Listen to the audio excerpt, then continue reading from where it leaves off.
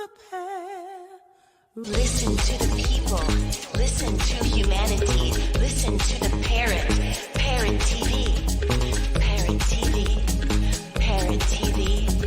Parrot TV. Parrot TV. Listen to the people. Listen to humanity. Listen to the parrot. Parrot TV. Parrot TV. Parrot TV. Parrot TV. Parrot TV. Listen to the people. Listen to humanity. Listen to the parrot. Parrot TV. Parrot TV. Hello, welcome to Parrot TV's World Inkers Network. I'm Dustin Pickering. I will be honest. We're having a little trouble here with the New York Parrots thing. Anyway, welcome to the program today, everybody. And glad to have this wonderful book launch from Mark Murphy's book, Ontologistics of a Time Traveler. So to introduce Mark real quick with a bio, Mark A. Murphy is self-educated, a working-class poet, currently surviving marginalization in the UK, a three-time, actually four-time now Pushcart nominee. He's published hundreds of poems in print magazines around the world and online. Ontologistics of a Time Traveler is a ninth collection. His 10th collection, Invisible Woman, which is yet to find a home, was written in a fury of exultation in under 5 months. He is currently working on a book of aphorisms and a new poetry manuscript called Mopping Up at Via Reggio. So I want to just let everyone know we have some guests today. We have Professor Wang Ping, Dr. Rupali Saini, who will be presenting on the Vedas. And I want to make sure that everyone is aware we're talking about eco-poetics today. And our viewers are welcome to comment at the end of the show. So stay tuned for the end of the show. At the last 30 minutes or so, we'll have an interactive session if anybody wants to ask questions for the guests. And so we're going to, I'm going to read a couple of, one of the things I wanted to present is the fact that ecology and eco-poetics in general is important to the entire contemporary world. It's a universal concern. And that's why we brought Rupali in, Dr. Rupali Saini. And I want to read a couple. She's going to be doing a presentation on the Vedas and Vedic wisdom and ecology within the Vedic wisdom. And I'm going to read a couple of quotes straight from a Western scripture, the Bible, to show that this is a universal concern across time. It's timeless. It's not just a contemporary thing. This is something that we've been dealing with for a long time with ecology, and this is the scriptures, the Lord's own wisdom here. So from Leviticus 25, 23, 24, the land must not be sold permanently, because the land is mine, and you are but aliens and my tenants. Throughout the country that you hold as a possession, you must provide for the redemption of the land. One more, Ecclesiastes 3:11. He has made everything beautiful in its time. He has also set eternity in the human heart, yet no one can fathom what God has done from beginning to end. So we're here to discuss eco-poetics. And I'm going to put Dr. Rupali Saini here, and I'll let her introduce herself briefly and then go into her presentation on the Vedas and ecology in the Vedas, as well as why the Vedic wisdom is important for today. So go ahead and get started here. We'll put you on the center spotlight. There you are. Go for it. Have fun. Welcome. Hello. Yes. Yeah.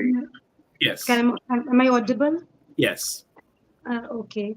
So thank you for having me, Dustin. And before I begin, I would like to congratulate Mark Murphy for his book today is being launched. And I'm equally excited for the conversation we are going to have shortly. And I also extend my heartfelt greetings to the celebrated author and Professor Wang Ping. Namaskar, ma'am. So the topic which Dustin has asked me to present or to share insights is eco-wisdom in Vedic culture. So let's begin the discourse. In today's time, when world is facing unprecedented environmental challenges, it is important to explore Vedic culture and contextualize them with the contemporary issues. So, before we dive deep into the Vedic teachings, the prominent Vedic teachings which I'm going to list, before that, I would like to add that although Vedas are usually associated with a particular religion, that is Hinduism, but when we talk about environmental awareness, environmental protection, Vedas are not just a scripture of a particular religion. In this specific context of environment, we need to go beyond the cultural, religious, and geographical boundaries so that we can, then only we can locate and explore the valuable lessons which these ancient texts, Vedas, uh, have. So, this we need to do, that we need to go beyond the boundaries, and then we need to study the Vedic text, Vedic wisdom, and we see the practices being practiced in Vedic culture, in Vedic tradition, and see what is there we can imbibe or we can emulate to cope with the current environmental issues or for the cosmic harmony or cosmic existence. So with this note, let's let's see which are the important. I have listed just the prominent Vedic teachings, seeing the time constraint. So the prominent Vedic teachings which offer valuable lessons for a sustainable living. So the first one is holistic connection. In Vedic tradition, nature is not only it is merely not a resource. It is a manifestation of divinity. So, with this perspective, Vedic culture shows us this perspective, or it uh, practices this perspective that it is a manifestation of divinity, whether rock, sea, water, all the five elements, everything, every body existing, we see or we can't see, that is a manifestation of divinity. So, such kind of perception which Veda offers, as it says that the one consciousness is prevalent everywhere, it is the immanent, it is all pervading. And when this oneness we perceive in everything, then it promotes, it fosters a sense of unity with the nature, with the environment. And here I would like to quote a verse from Atharva Veda, which says, the earth upon which the sea and the rivers and the waters upon which food and the tribes of man have arisen, upon which this breathing, moving life exists, shall afford us precedence in drinking. And there is one more verse from Atharvaveda again, I would like to quote, even those which I can see and beyond, that which I cannot see, I should have goodwill towards everything. So these are the verses uh, which I have quoted just now. These clearly addresses that uh, balance in ecosystems, and also it indicates the importance of preserving biodiversity. Because here when they say about earth, then earth is not just a geological entity here, it is it reflects, it tells, earth here symbolizes all kinds of life, all the natural phenomena available, or we see or we perceive. And if it I talk about earth, then how it is being dealt in Vedas, in the context of Vedas. If I quote Rig Veda, one of the oldest sacred texts, Rig Veda, there is a verse in Rig Veda which says, and this is a hymn, as we will now, we just now talk about eco poetry. So there is a hymn uh, which is praising earth as a nurturing mother, which says the earth is our mother and we are all her children. So, in short, exploring these verses uh, shows, reveals the early environmental consciousness and a deep reverence for all the natural world. The second one in the list, which is practiced in Vedic culture or which is a part of Vedic philosophy, Vedic tradition, is ahimsa. non-violence. And non-violence, which is the core philosophy of Vedic wisdom, it is extended not only to humans but to all the living forms existing or in uh, in our surroundings. So this is what non-violence, the principle of non-violence is in Vedic culture, which further encourages a harmonious coexistence with all the natural world. And here I'm quoting a verse from Yajurveda, which says, "You must not use your God given body for killing God's creatures, whether they are human, animal, or whatever." So, this is the principle of non-violence, which we can see being practiced from so ancient time. And then third one in the list is the practice of yajna.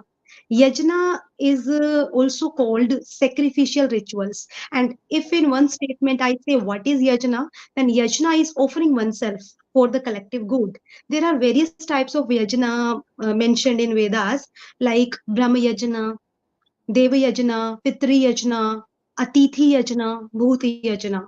Here in the specific, in this context of environmental crisis, and when we are talking about environment, I would like to highlight Bhuti yajna, which is about birds, insects, and animals.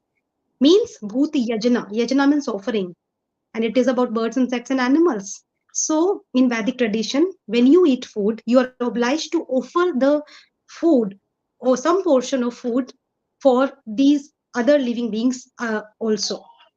And being an Indian, I'm feeling pride to share that consciously or unconsciously till today, we find ourselves practicing yajna in our in every household. How? Whenever food is cooked at home, then some portion of food is always kept for some animal or insect or birds. And there is a culture, there is a practice of keeping cereals for the birds on the rooftop. So this is yajna, which is a sacrificial rituals. And bhuti yajna, it is mentioned as a bhuti yajna in Vedas. And before I jump to the next practice as a part of Vedic culture, I would like to highlight, or I would like to uh, say it with emphasis, that yajna is not just a religious ritual. It is not just a religious ritual.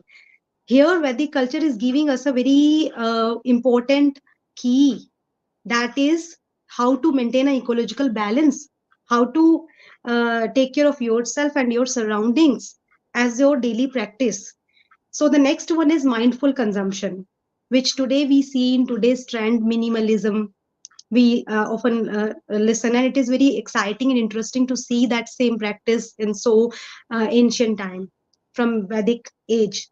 Vedas promotes mindful consumption. How? Uh, Vedas says that when you approach nature, then you should approach nature not with an attitude of indulgence.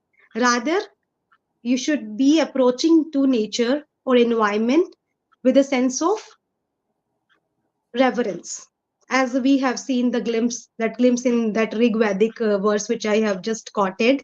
So again, I'm stating a statement which is from Vedas, Vedic statement, which says, "Don't have greed towards natural resources, because the money does not belong to anybody." Here, money refers to resources only. Money is symbolic here of natural resources. So here the emphasis is upon that Vedas are not against consumption.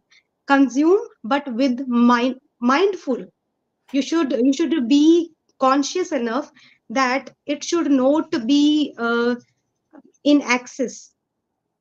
Tyaga and bhoga, like enjoy with a tyag bhava, sacrifice with a sense of conscious. You should be like conscious. It should be as much it is required. You should be having that much only. So tyaga and bhoga should go in hand, that is what Vedas advocates. So this is what mindful consumption is in this way, how beautifully it encourages us toward very conscious consumption, which in today's context we call it like, we say how much like what kind of carbon footprint we are going to we are going to leave for the generations to come. So that is that what kind of impact we are leaving with our choices.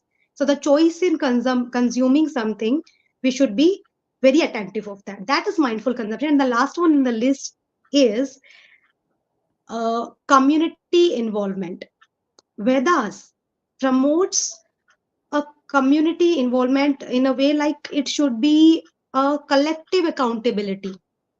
It says that if environmental concern is not just a responsibility of certain section of the society or government, it is a collective responsibility. And what happens when we apply this principle of collective responsibility, collective engagement, community engagement, then what happens? A collaborative effort is generated. And then there is a good hope that we can cope with the crisis which we are facing today, uh, as we can see. So these are the five major uh, teachings, Vedic teachings, which I have listed from Vedic culture. So all in all, uh, I would just say that by embracing these principles of interconnectedness, sustainable living, ahimsa or non-violence, we can draw an inspiration from our ancient heritage, and such an inspiration which helps us in forging a harmonious relationship with the nature or environment. So let's weave these teachings in the fabrics of our life modern lifestyle, so that we can offer a sustainable and a more ecologically conscious world for the future generation. And before I wrap up, I would like to emphasize over the fact that what makes Vedic teachings apart from other trends or other efforts in the direction of environmental protection is that it's not mechanical. It is not just a care, concern, or being fond of nature, which is very much in trend, which we are doing in the form of fashion today. It is more about emotional bonding with the with our natural surroundings or with our environment.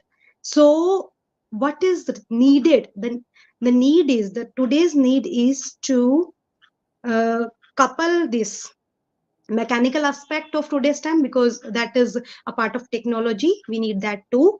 Mechanical aspect should be coupled with the spiritual outlook which Vedas or Vedic culture is providing us. So the requirement is this blending, this complementarity which we need to bring back. So this is what the Veda provides us, offers us. And I can say it with a certain confidence that until or unless we don't develop a sense of respect and love for the environment, for natural surroundings, our materialistic efforts to cope with environmental crisis is superficial and futile. So this is what we need to adapt and understand and learn. So I can say that it is our choice now, that whether we want to have a dominion over nature, or we wish to live in communion with nature. So, with seeing the time constraints, I am wrapping up with the hope that the tangents this discourse has provided to the viewers. I hope that more research, they will go for more research and exploration, and toward exploring the Vedic wisdom, which can further help us in coping with the current environmental situation and crisis. Because as it came in while discussing that it is a collaborative effort, we need to do our our role. Everybody has to play their own role. Then only it can be resolved. So now we have to see that how Vedic techniques and culture can help us, or how we can adapt all those Vedic techniques and culture to the contemporary practices, so that we can have a very hopeful and responsible, we can shape a responsible future. So this is what I wanted to share. Thank you for your attention. And thank you for presenting a wonderful presentation there with the Vedic wisdom and how it applies to the modern predicament of and the catastrophe, the ecological catastrophe we're facing currently. So wonderful thoughts, and thank you so much for being part of this presentation. I'm going to move into Professor Wang Ping's book, The River Within. And I'm going to introduce this with a couple of definitions from the Poetry Foundation of what ecopoetics and also ethnopoetics, which kind of coincides a little bit with ecopoetics. This is according to Poetry Foundation's website. You can visit it at poetryfoundation.org. I believe that's the website. It says, this is the definition of ecopoetics, briefly, similar to ethnopoetics in its emphasis on drawing connections between human activity, specifically the making of poems, and the environment that produces it. Ecopoetics rose out of the 20th century awareness of ecology and concerns over environmental disaster. And ethnopoetics, which was a term coined by Jerome Rothenberg, in ethnopoetics, it means in linguistics, folkloristics, and anthropology, a method of analyzing linguistic structures in oral literature, usually referring to non-Western traditions, indigenous peoples, ancient peoples, and it takes oral tradition and he tries to break it down into kind of a poetic sentiment or a poetic phrasing and thought, rather than the oral prose-looking foundation of the text. So I'm going to go ahead and let Professor Ping go ahead and do her reading, and I have a couple questions at the end about her book, The River Within, which was recommended by the New York Times. Congratulations on the acclaim. So let you introduce yourself and do a reading from Within. Thank you so much for joining us today. Well, thank you so much. It's such an honor and delight to be here on Sunday morning. So thank you so much to include me too. I live in the Twin Cities, and the Mississippi River runs through it.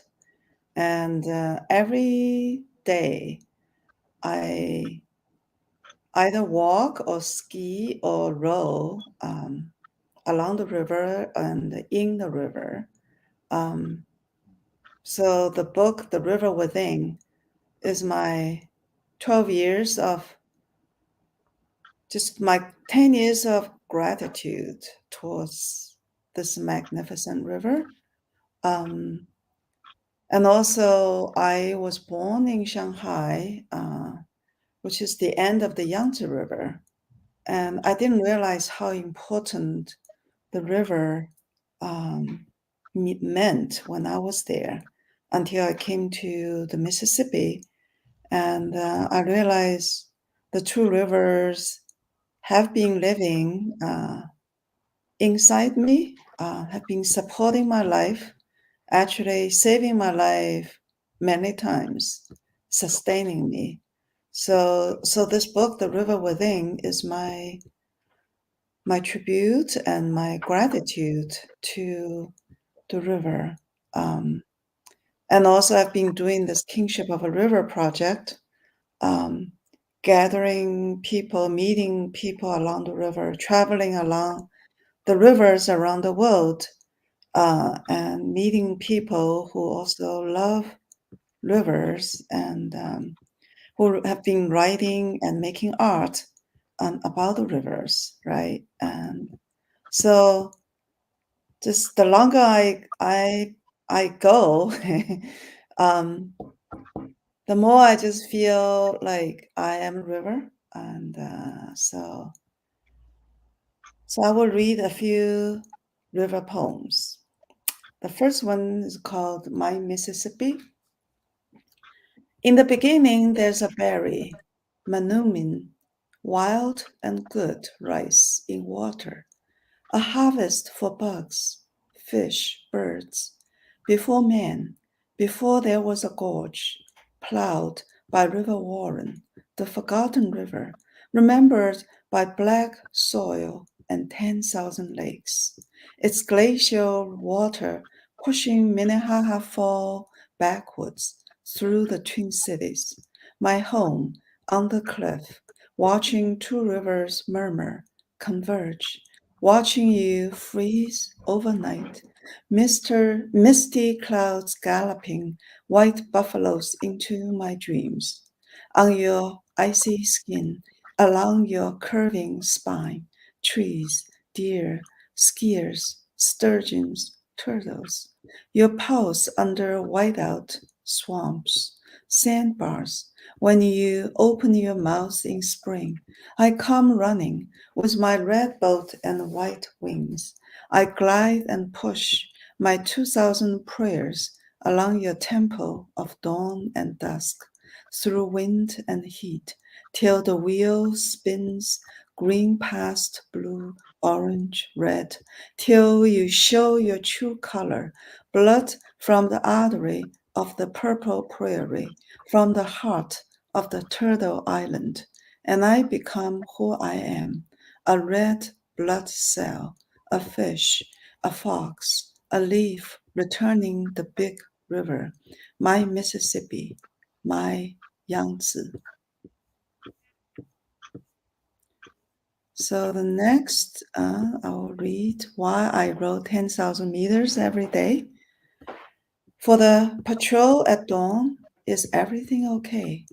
Silverbacks, red foxes, gray cranes, clouds light, wind from all directions.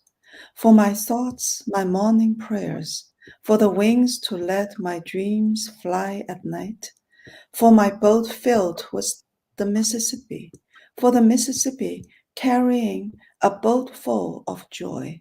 I offer my boat and river to the sky. My joy takes me all the way down the Gulf. And I'll read this poem in Chinese also.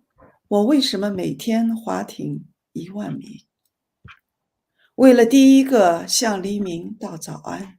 你好，银离鸿鹄灰鹤。你好，日出云东南风。让那10000米长的冥思沉岛，把夜晚织成梦的七彩翅膀，为抹去老人河脸上的皱褶，把满河乡愁收进我的残窗，把密西西比河举上天空，让欢喜带我飘入墨西哥湾。The next one is The Third Eye. This poem is actually the humans take such a small, is no longer dominating, because we all think we are dominant species, right? We are, in a way, we're killing all the other species. But the more I hang out in the nature, with all the life, other life in nature, I just feel we are really not the dominant or the smartest, and I have so much to learn from all other life. It's called Third Eye. It's mid-April. A blizzard arrives with hail and sounds of chimes. Robins have begun their flight to the north, following the smell of snow and rain, the thawing earth, and worms' vertical migration. On her 80th birthday, my mother asked if I would go home one more time. A brainstorm in soft simplicity, a debate if I should become a citizen after 3 decades of wandering in America. A friend sent me the third snow by Yevgeny Yutushenko, a century-old poem from Siberia. Blizzard is indifferent to space or time. Still want to go back to China? Asked Gary Snyder. Aren't you on the blacklist? Via WeChat, my brother marvels at my home in St. Paul. How affordable compared to his 6 million yuan apartment, a hole on the island. He's willing to forego the breeze from the East China Sea for a place in Minnesota freeze. Yesterday, I rode 15K in my single scull. Today, the Mississippi moans again under ice. Yet robins know how to wait. They know when spring rides the cold front, when worms awaken the earth. They follow the 37th isotherm through their flight between Guatemala and Minnesota. I applied for citizenship 3 times, but chickened out after the fingerprints. I never showed up for the swearing. For 30 years, my mother had tried to unlock the secret of Dao De Jing. She was allowed to step into the way only after she lost her sight at 73. I know I'm on the list. I was arrested talking to migrants in a village that is now 178 meters beneath the Three Gorges Dam.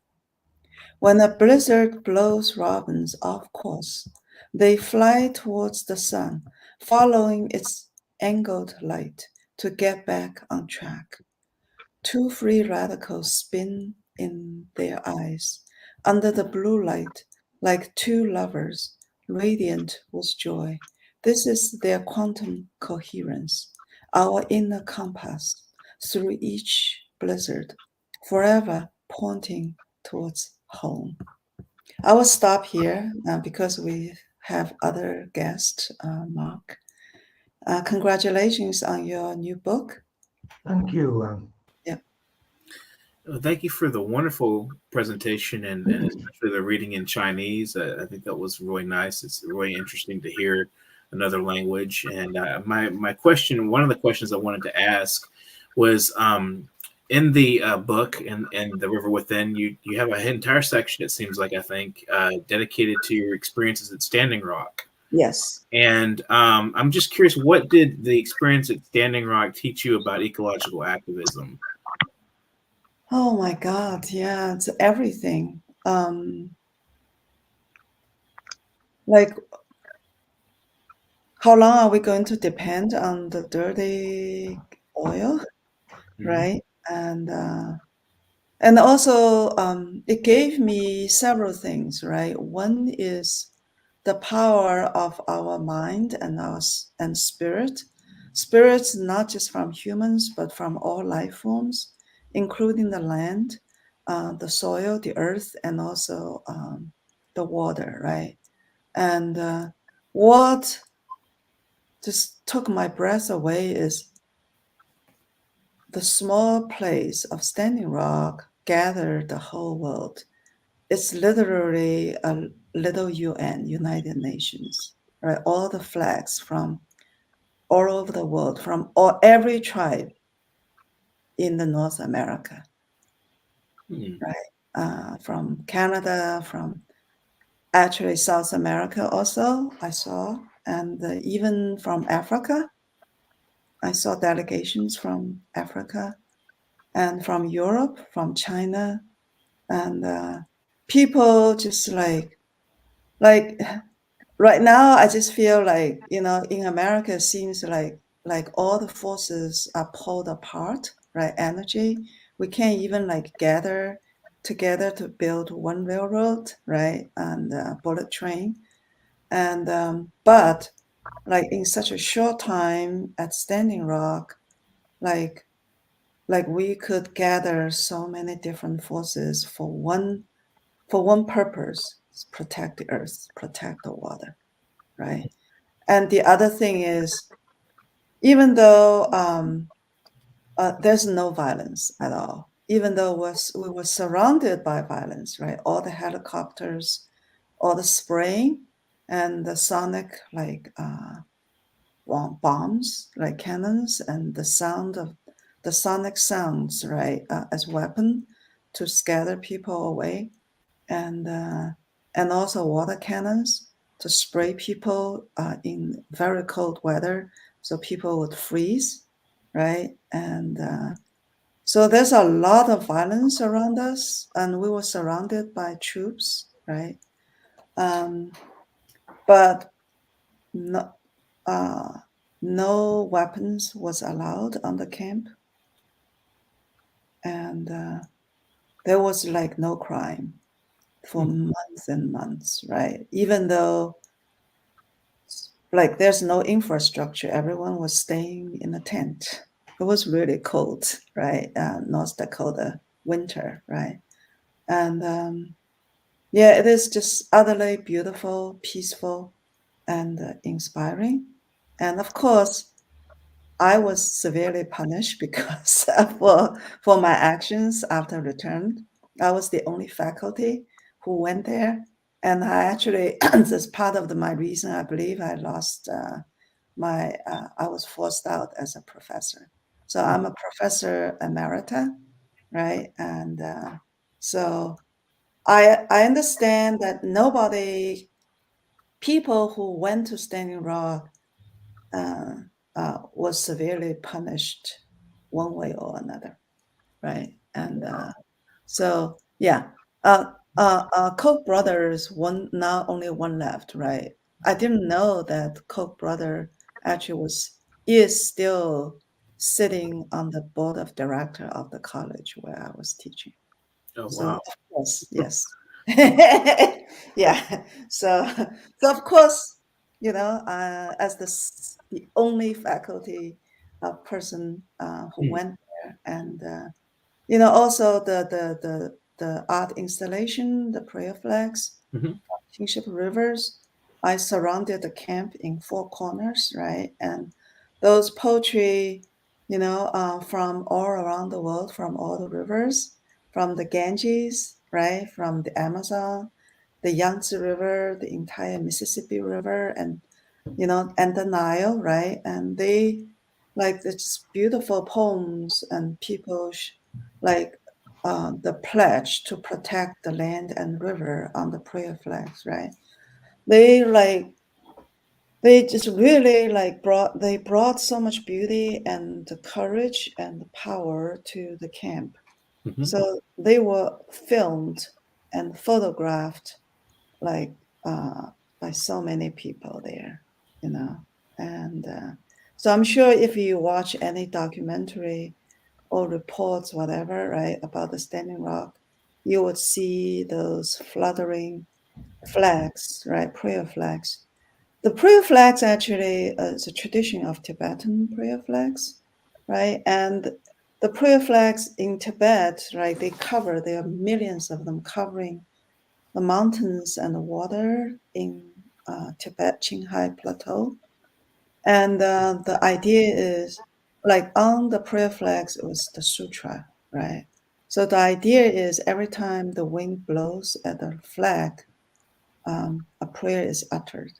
So I got the idea from those prayer flags, and I decided in 2012, I decided to travel along the river, starting with the Mississippi River and the Yangtze River, to get people together and to host like poetry workshops and art workshops, and to make prayer flags, right? And so over the years, I've gathered like thousands of prayer flags, people's poetry and art. Actually, one of those prayer flags was done by Joni Mitchell, the singer, Mhm. and yeah, and I didn't know her who she was actually Mhm. until like many years later at the Standing Rock and also at the college, right? My student pointed, "Wow, Joni Mitchell, you got a Joni Mitchell flag," and I said, "Oh yeah, that's true." Mhm. so so that was one of the treasures, right? And so yeah, so Hmm. thank you for asking that question. Yeah. It's really interesting. A lot of the complexities of that situation. Yeah. Very, very instructive, I would imagine. And I appreciate your sacrifice too, as well, for Oh, getting up I for. wouldn't call it sacrifice. Not at all. It's meant to be. Mm-hmm, And I'm really free and happy and doing what I need to do. mm-hmm, And because of that, I have more time training as an athlete, right, in rowing. And the New York Times featured me as a poet and athlete, mm. in their story of the day, for the sports section. If I continue teaching, there will be no way there's no way I could have done this, develop myself as a much better athlete and write better poetry. They're all related, right? So Physical and mental and all that, and yes, yeah. So I'm grateful for everything that happened to me. There's really no good or bad, and mm-hmm, everything. It's like the river, right? The river does not choose who can come in. The river receives everything mm-hmm. and keep going. So yes, I am the river. Piece of I wisdom there. Wonderful. taking, Absolutely. yeah, That's yeah, sort of metaphorically the river within, as you mentioned at the beginning. yes, yes, Wonderful. That's a beautiful and encouraging thought to consider for today as people are watching. I want to invite everyone to subscribe to the World Anchors or to the Parrot TV web channel while on here, the YouTube channel, while you're watching, if you have not already. I want to go ahead and segue into Mark's section of this this presentation. And we'll begin this with the quote from the book, from the beginning of the book. If you look at the front, if you've got anybody that's got the book, Mark, he's got it, I guess. And there's a quote from Derek Jensen, who is a anarcho-primitivist. And I'm going to read this quote, and then I'm going to let Mark do his presentation. Derek Jensen says, "How we perceive the world affects how we behave. Our behavior is killing the planet. If we succeed in changing our behavior, it will be in great measure because of books like this one. I am grateful to Mark Murphy for writing this book." Thank you, Derek Jensen, for the quote and the blurb. And Mark, I'm going to put you on the spot and go forth and then enjoy reading from your book. It's coming called Ontologistics of a Time Traveler. And I look forward to the end where we'll have some questions and answers from our audience. If you're watching, just keep that in mind. So here you go, Mark. Go for it. Have fun. Yeah, the first poem I'd like to read is called Gaia, and it's the second poem in the book. Gaia. Perhaps we return to you too late, green and lovely mother, unchanging mother, buried in the oceans of the past, up to your neck in the slops and spoils of enlightenment.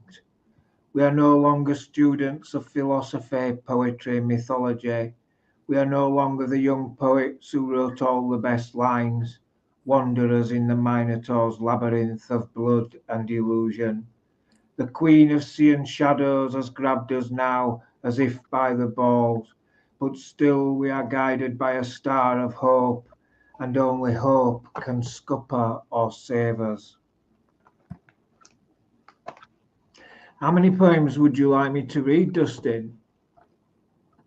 I think we can do maybe 4 or 5 if you want to do that. Yeah. And then I had a couple of questions for you at the end. Okay, man. Thank you. Mm-hmm. Couple of the poems in the book have been kind of re-edited, for clarity. Well, the next poem is called Beach Shadows, and I dedicated this one to Helen Bullis, a friend of mine, who's been a constant editor for the past 30 years of my work. So, Beach Shadows for Helen. Footprint and shadow, all we know or dream is contained here. Even middle age. Sorry, I'll have to read it from the book because it's printed wrong for some reason. Yeah. If I can find it. Sorry about that, guys.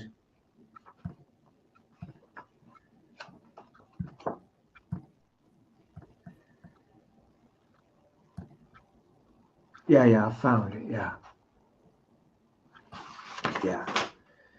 Footprints and shadow, all we know or dream is contained here, as if all we did before middle age had only been recorded.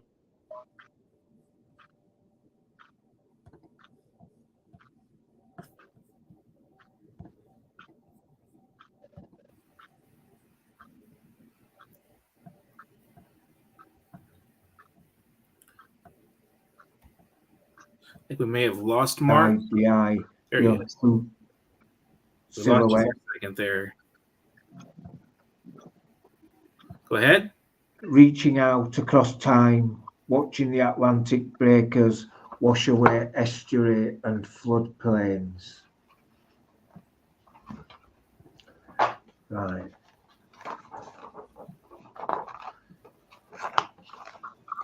This one's called Land of Serendipity and Express Pearl, and it's about the container ship that went aground off the coast of Sri Lanka a few years ago.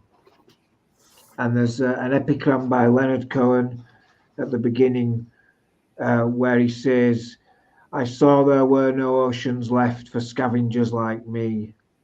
And it starts, a new dawn breaks over wave and tide, and with it a new discovery for the pearl of the Indian Ocean, where fishermen are always fated to wake up first, dreaming of captures and carcasses, gulls, terns and frigates, now washing up on white sands off the coast of Colombo, where a capsized container ship out of Singapore oozes nitric acid and caustic soda into an underwater nebula of bioluminescence, glowing red, violet and violet blue in an oceanic nursery of stars.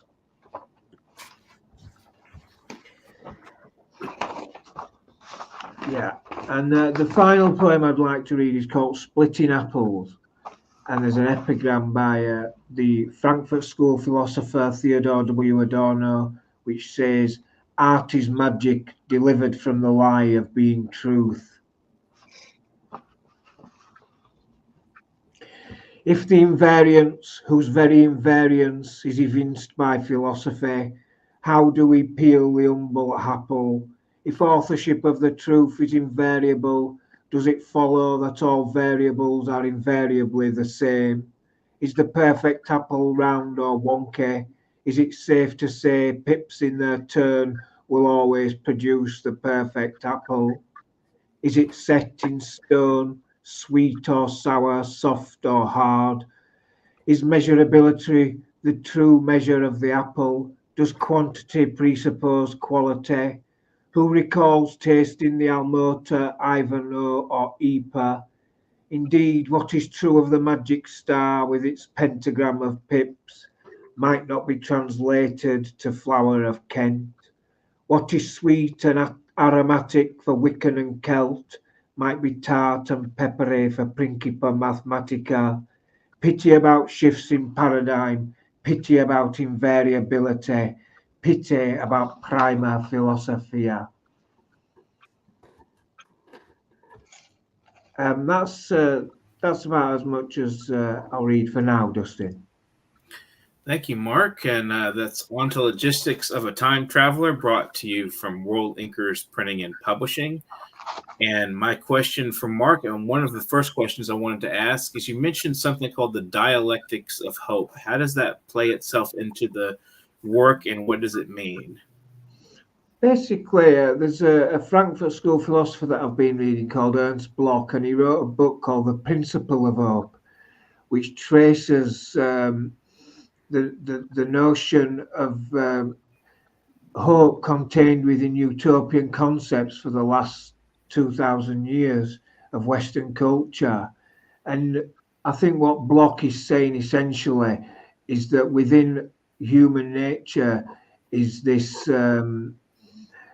kind of predilection for hope. He says all human beings, however small or large, contain this hopeful gene, basically, and it kind of manifests itself in our dreams of the past and our hopes for the future. So and it's kind of like it takes the best of what's gone before in terms of ideas and so on, and it translates it into a vision for the future. And the vision is based on hope, essentially. When you stub your toe, you hope that it gets better straight away. I mean, it's kind of fundamental to what we think and feel about the world, he says.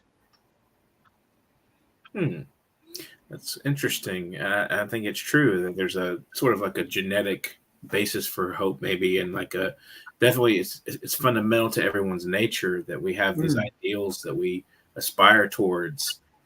So my next question for you is, of course, this is a book of eco poetry, and I'm curious what prompted you to write the book.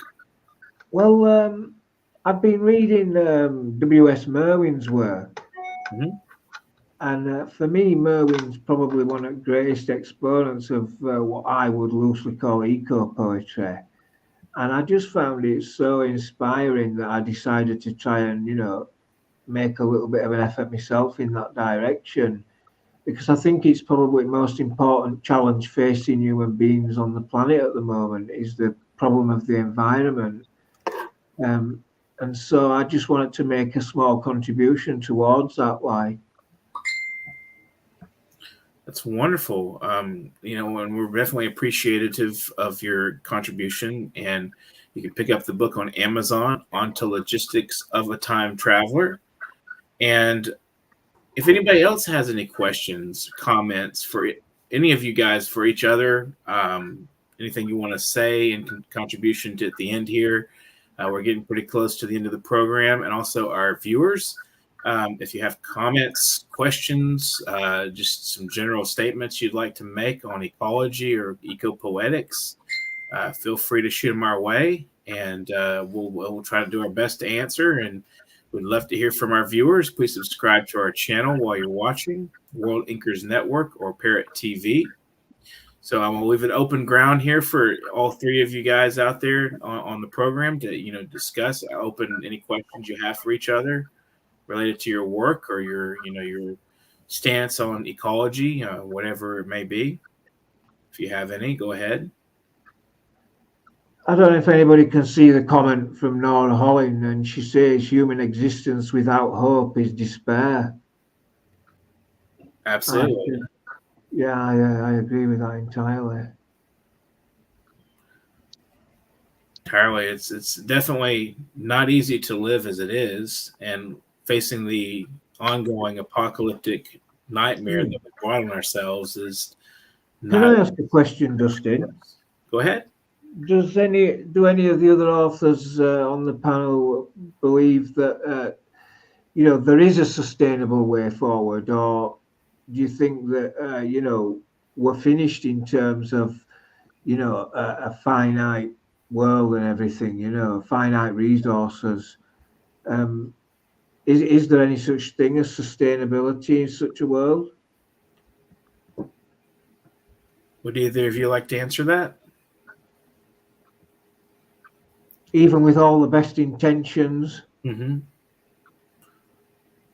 Rupali, would you like to say anything? Do we have a sustainable way forward, or do you, from your stance, from your perspective, do you think there's a way forward from here for our catastrophe we're facing? Mindful consumption, I can say, which we can also say minimalism these days. We should be conscious of our choices, what kind of impact we are leaving on society and on the environment. And we should also be aware enough that nothing is lifeless. we are living in a very live surroundings. So we should be very conscious and aware. And mindful consumption is the practice. Yajna, we should, along with us, like for us, along with us, we should also be caring about our surroundings and with a sense of, um, again, it is mindful consumption. Like we should consume, but not uh, that much which is not required. I can see that only as at present. Okay. That's good. So, Ping, would you like to add to that? Um, sorry. Let me get back to. Yeah. How do you think that we might awaken human beings to this this kind of consumption, Right. sustainable Well, consumption? right. Mhm. So, yeah, I think the really important thing is awakening. To that's my whole thing, whole point of the Kingship River, to raise awareness, right? Yeah. And I've seen throughout my travel and installation and working with people around the world, right? I also I encountered many people who live by the river. The river is so poetic. I think the river itself, just everything about river and the land, is poetry, right? But most people like in Africa, in South Africa, right? South America, the jungles, whatever. Those kids, I really went deep into the villages, right? And they're so eager to learn, but they never like like read a poem or written a poem ever. And I introduced the river, the image of river, and introduced the image of dreams, right? And they produce just on the spot, they produce the most beautiful poems, right? So, and they all suddenly they became aware what river is meant for them, right? And I know I have sowed many, many seeds in people's consciousness. So, yeah, even though I don't have any money, right, I don't have the technology to do all the things to protect the river, right, to protect the earth, to change the climate, uh, to solve all the issues. But I know the seeds of poetry, right, and the seeds of becoming aware, like who we are, like in relationship with nature, right? It can be even more powerful, like a lot of times, right?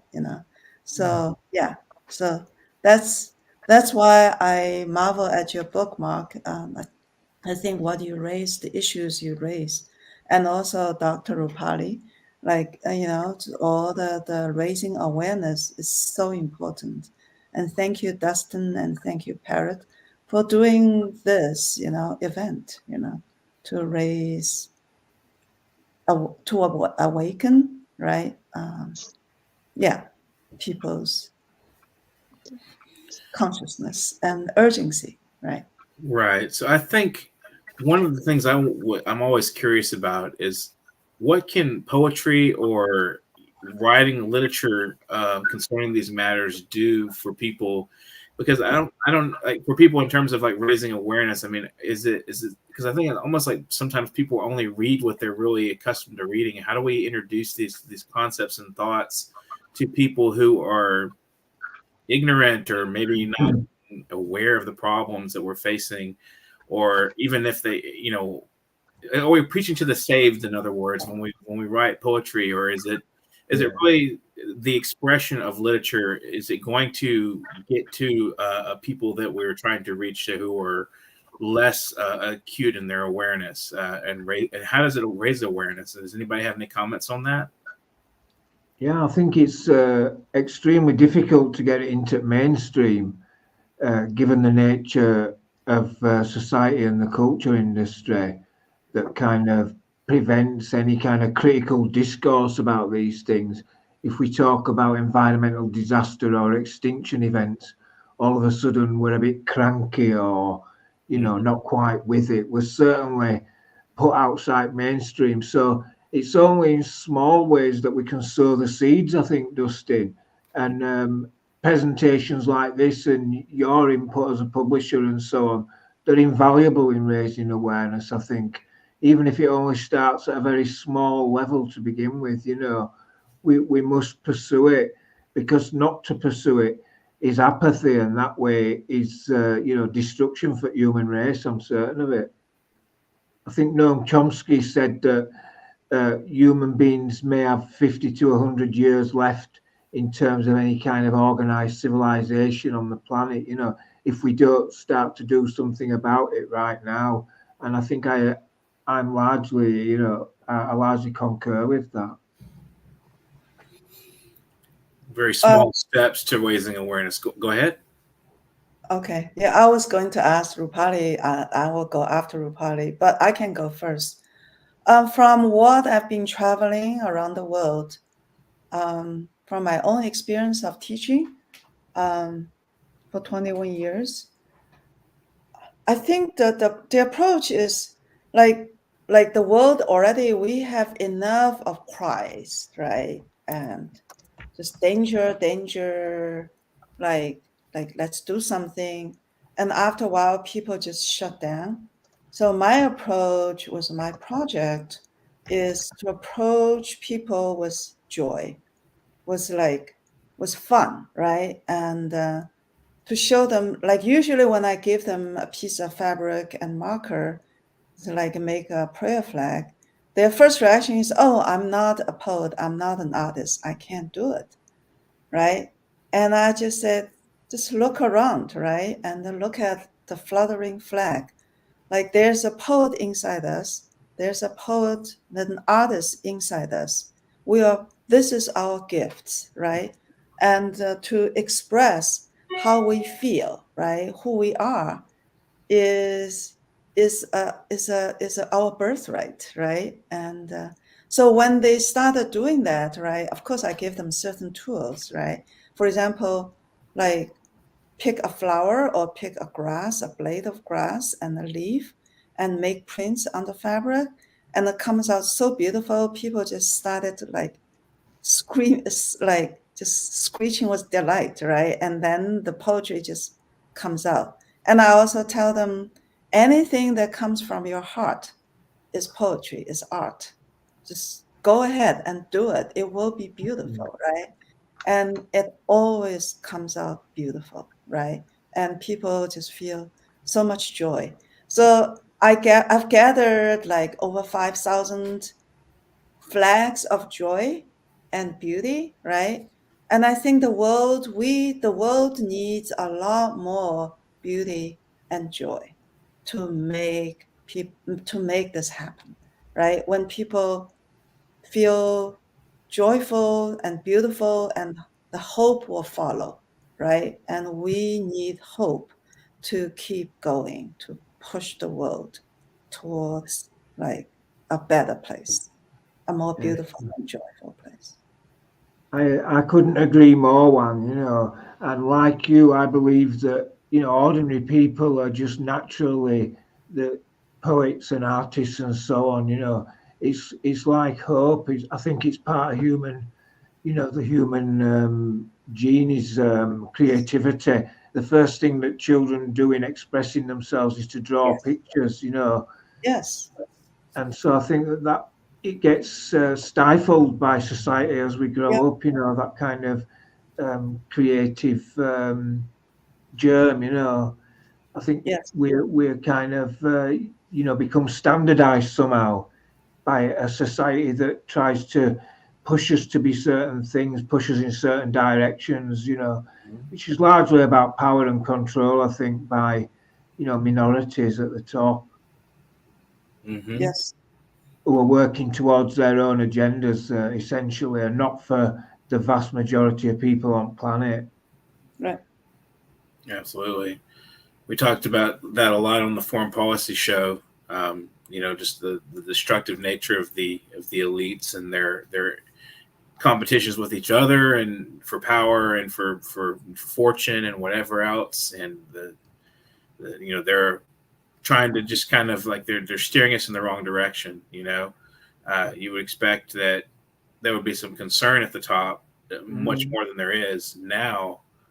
But there doesn't seem to be any political will, does there? That doesn't At the seem to be top. at all.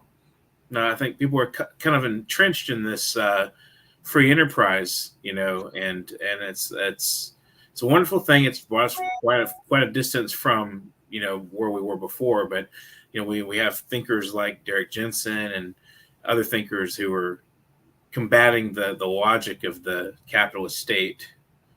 Well, and also Gary Snyder, who lived all his life, on the mountains, right? His whole life is eco poetry, right? Absolutely. Yeah, he's actually one of the founders to establish the eco literature. And I believe you're very good friends with him as well. Yes. Yeah. That's wonderful. I'm working with him on the anthology of Chinese poetry along the Yellow River and the Yangtze River, and so I just finished all the lineup of poetry from the Yellow River, and it's just so beautiful. And I just had tears in my eyes when I finished the Yellow River. The next week will be, I've been working on this for years, right? The translation, editing, and so the next will be the poems along the Yangtze River. So it will be a big book. And then when I finish, I will go to the Sierra Mountains to see Gary, and we'll work on that. He's really excited about this anthology. And the eco literature, eco art, right? It has been in the Chinese the literary and art tradition for thousands of years, right? And if you look at the Chinese art and the literature, is just filled with like who we are and our relationship with nature, right? And if you look at the paintings, right, the humans is always one of the dots, right? The mountains and the water is much more grand, much higher and taller, right? And humans is just one dot, right? And so, yeah, and we always leave a lot of space, empty space, right? For the imagination to fill in, right? And our art and our poetry. I was speaking to a guy from. We lost him again. We'll give him a minute to come back. Yeah, Sorry. I was speaking to a guy from Trafficker Europe last year, the radio show from New York. I don't know if you've come across it.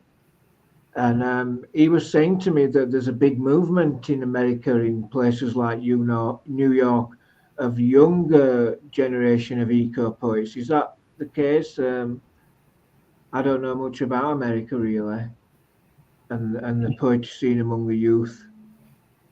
But it sounded very hopeful to me what he was telling me. I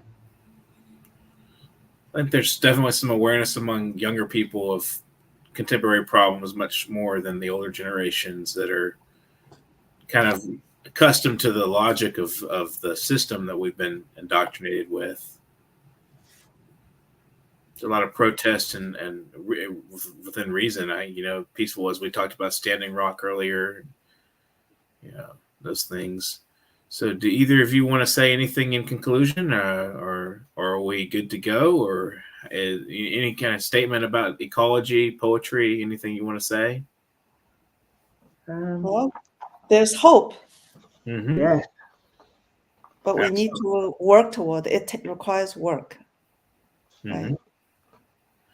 Definitely. Once you got a sustainable idea and thought, you have to put it into action. I think that, perhaps, there might be some redemption yet through poetry for human beings. Auden said about his poetry in the 30s in relation to the Jewish problem that his poems never saved a single Jew, all the positions he took against the Nazis and everything. But I think that that's kind of like a bit despondent. I think even if we can just touch one or two individuals along the way, if each of them, one or two individuals, then touches another one or two, perhaps, there is hope at the end of the day for us, We just got to keep ploughing the field, Mm-hmm. Like Rupali's back with us, so let's see if she has anything she wants to say. Hi, there you are. We had a little trouble with you a minute ago, but go ahead. There was some trouble, in connection, so my apologies for that. Yeah, So do it you want was to add anything nice. at the end of the conversation, or anybody have any questions for Rupali? It's just Justin, as Mark asked, and I was just speechless because uh, seeing the environmental crisis now, the damage has been done something beyond the limit. So when he asked, then I was just thinking that yes, there could be the measures like mindful consumption, emotional bonding, as ma'am was also highlighting the fact. But it is something has been done so deeply now that to trace that back uh, is something like we need to, everybody has to do something very very, like everybody has, it is a collaborative effort now only can save us. Otherwise to bring to go back to that pristine environment is something and everybody, and still the things are going on with so rapidly, fashion industry, and everybody is in some cutthroat competition in proving themselves, and the rich is thinking that they understand the things, but the moment somebody acquires the geopolitics is there, so don't know, world is rushing toward where. So that's why I was just feeling dumb that we know the measures, everybody knows this. What do you think? What do, like, everybody knows these measures? Government knows, political leaders, everybody knows this. But who is practicing? The I point think is it will. this. I think it will come from ordinary people, Rupali, and not people at the top, not governments, not politicians. I think it'll just be, people, the great mass of people at the bottom, the 99%, where change will come. I think eventually, we will be forced to wake up when we realise that this situation isn't sustainable the way that we're going, and people will, eventually come Yeah, to the senses, I think. yeah. And people should And then not we come can in the institute some of the things you were marketing talking measures. about. Yes. We can then institute some of the thinking that you were talking about, mindfulness and Yeah. real, yeah, Yeah, these are, and like the change should be from heart. But yes, then too, like I feel that people should be aware at that level where they don't come in the marketing tactics, because industrialists are now so much hell bent in making the people tempting, like they should use it. So people should have a change of heart that we are not gonna coming in the talks of these, coming in the talks of these marketing campaigns, because everywhere we see there are so much like the uh, majority of the power, or we can say, is in the hands of, we sometimes we see the in the hands of some rich and the leaders. So when people will be aware, they have to be aware along with emotional or spiritual outlook, they have to be aware from that level too, that they should understand that they are making us this with the, because when their camping starts, it starts from very big level. They started from media, they started from social media and everywhere, when so something which is being fed to us so much, the same things, then we also become like that. So we have to change from our hurt, so much so that we should be conscious enough that it should not harm environment, mm, yes, or we have to go above our greed and above our so-called uh, show off or rapport. Then only something can be expected. Otherwise, it feels horrible. yeah, yeah.